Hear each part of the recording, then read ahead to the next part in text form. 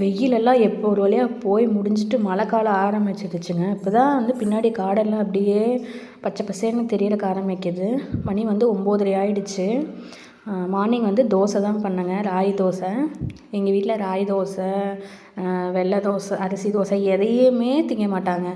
எப்போ பாரு சோறு சோறு சோறு, அதை தவிர வேறு எதையுமே திங்க மாட்டாங்க. சப்பாத்தியும் சாப்பிட மாட்டாங்க. அவங்க சாப்பிட்லன்னு என்ன அதை செய்யாமல் இருக்க முடியுமா? அதனால் நான் ராகி தோசை தாங்க பண்ணினேன்.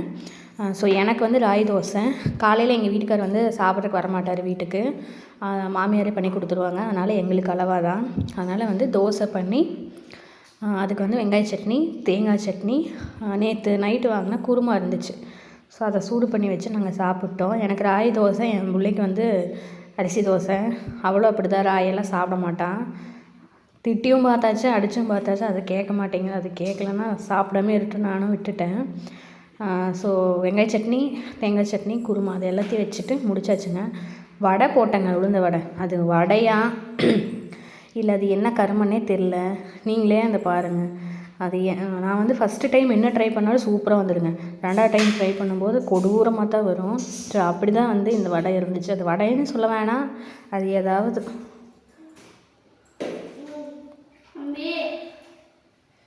இந்த வீடியோ வந்து நான் இதை வந்து கண்டிப்பாக வடைன்னு சொல்ல முடியாது, ஏதோ ஒன்று. ஸோ அப்புறம் வந்து என் பையன் எந்திரிச்சிட்டான். என் பையன் 10:30 மணிக்கு தான் எந்திரிச்சான். காலைல எந்திரிச்சான், பாலை கொடுத்து தூங்க வச்சு தூங்கிட்டான். 2 காலம் எப்படி தூக்கி வச்சுட்டு இருக்கீங்க? வரீங்களா? எந்திரிச்ச உடனே சரி வாங்க. அந்த அவரோட வேலைகளை லீலைகளெல்லாம் ஆரம்பிச்சிடுவார். ஸோ காலையில் எந்திரிச்சோடனே முதல்ல போய் அவங்க அக்காவை தான் பார்ப்பான். பாருங்க, பார்த்துட்டு அவங்க அக்கா கூட விளையாட ஆரம்பிச்சிருவான். இந்த குளிர்லேயும் சாருக்கு ஃபேன் ஓடிக்கிட்டே இருக்கணும் ஹையில். அது 2 ஃபேன் ஓடணும். ஒன்று டவர் ஃபேனு, இன்னொன்று வந்து டேபிள் ஃபேனு. அவனுக்கு வருதோ இல்லையோ, காற்று வேறு பக்கம் போனாலும் பரவாயில்ல, அந்த சத்தத்தை கேட்டுட்டு தான் தூங்குவான்.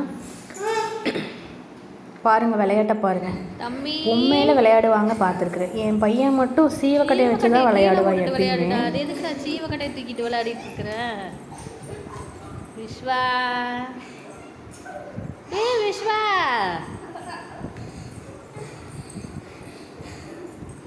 டேய் அடி வேணுமா? சீவக்கட்டை தூக்கி கீழே போடு. கொண்டா வாங்கு. குடுண்ணா, குடுடா. வாங்க, கீழே கொஞ்சம் வாங்க.